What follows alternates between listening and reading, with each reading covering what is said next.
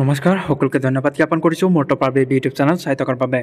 মানৱ ছাত্ৰ ছাত্ৰীসকল বহুত দিন পিছত তোমালোকৰ মাজত এটা ভিডিঅ' আনিছোঁ। আজি ভিডিঅ'টোৰ যোগেদি আলোচনা কৰিম যে যিসকল ছাত্ৰ ছাত্ৰীয়ে 2025 বৰ্ষত মেট্ৰিক তথা এইচএছৰ কাৰণে প্ৰিপাৰেশ্যন কৰি আছে, সিহঁতে 2025 বৰ্ষত এক্সাম দিব, সেইসকলৰ কাৰণে ভিডিঅ'টো খুবেই ইম্পৰ্টেণ্ট। আজি আমি ভিডিঅ'টোৰ যোগেদি আলোচনা কৰিম যে যিসকল ছাত্ৰ ছাত্ৰীয়ে ইতিমধ্যে পঢ়া শুনা কৰি আছে এক্সামৰ কাৰণে আৰু এক্সামৰ প্ৰিপাৰেশ্যন ভালকৈ চলাই আছে, যদিও কেইবাটাও ছাবজেক্টত সিহঁতৰ সন্দেহ আছে যে 2টা বা 3টা ছাবজেক্টত সিহঁতে ফেইল কৰাৰ চান্স আছে, সেইসকল ছাত্ৰ ছাত্ৰীক গ্ৰেছ মাৰ্ক দিব নাই আৰু সেইসকল ছাত্ৰ ছাত্ৰীয়ে পাছ কৰাই দিব নাই সেইসকল ছাত্ৰ ছাত্ৰীক। চ' আমি ভিডিঅ'টোৰ যোগেদি কিমান মাৰ্কছ দি পাছ কৰাই দিব সবিশেষ আলোচনা কৰিম।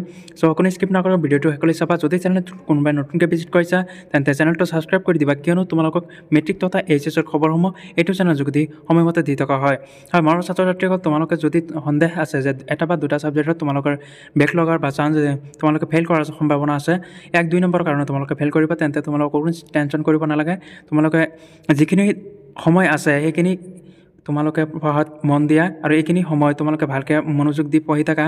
তোমালোকৰ যদি 1 বা 2টা নম্বৰৰ কাৰণে 1 বা 2 নম্বৰৰ কাৰণে তোমালোকৰ ফেইল কৰাৰ সম্ভাৱনা থাকে, তোমালোকে মুহূৰ্ততে টেনশ্যন ল'ব নালাগে, তোমালোকক পাছ কৰাই দিয়া হ'ব। তোমালোকে এইবিলাক বিষয় লৈ অকণো টেনশ্যন কৰিব নালাগে, কিয়নো যোৱাবাৰ যিটো এক্সাম আছিলে, যোৱাবাৰ এক্সামত মেক্সিমাম 9-10লৈকে তোমালোকে গ্ৰেছ মাৰ্ক প্ৰদান কৰা হৈছিলে।